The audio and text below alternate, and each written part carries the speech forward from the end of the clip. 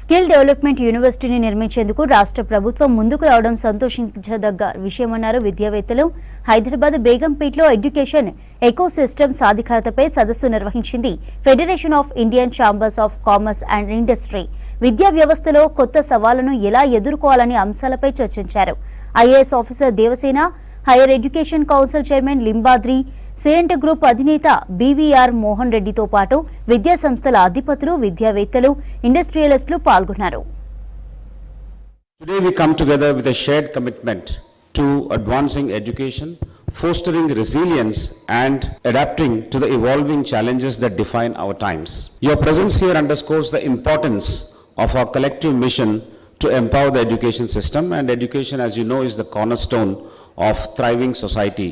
Any society would thrive on education. It is through education that we empower individuals, students who grow up to become citizens, so on and so forth.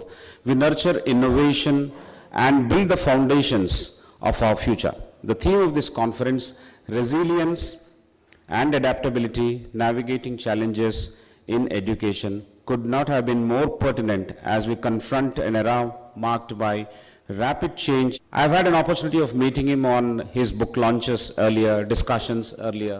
This gap can be built only when we train our young generation to be problem solvers and solution providers, so that the challenges that we are facing, we find out appropriate solutions to this and realize the dream that we have set for ourselves, a sustainable future. In order to do this, we need to bring a lot of reforms in our educational system, starting from school education to the higher education. And we are fortunate that today we have this vision document called the NEP 2020, which lays a roadmap for us on how we can achieve the dream that we have set for ourselves.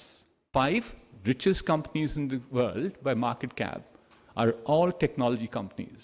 There are 3 of them which exceed $3 trillion of market cap. To give you a related data point, what is $3 trillion? $3 trillion is the GDP of India. And then 2 of them are in excess of $2 trillion. It's Microsoft, it's Apple, it's Nvidia, it is Google, and it's Amazon. Facebook is a little further down. So therefore, what we are saying is that technology will play an extremely important role as we move forward.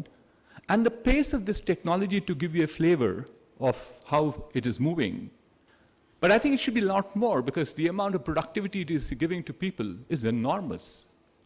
The latest statistic I saw is 5 billion users are there for ChatGPT. But here is the statistic which really threw me out of my feet when I saw it.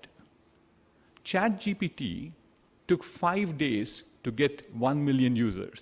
Industry-wise for policy change in the context of education. It is an industry have a voice.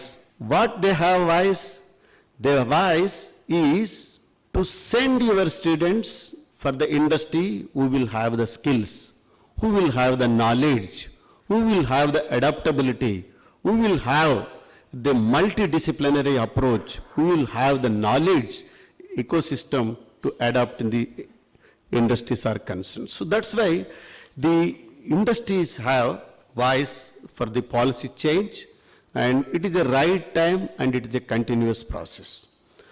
The change is a constant. We are all know that every time we have to change according to the needs, according to the requirement, according to the changes around us. So the change is a constant and reforms continues to be done. We seem to have had a plethora of colleges that have suddenly come up with the AICT giving them permissions to increase the number of seats.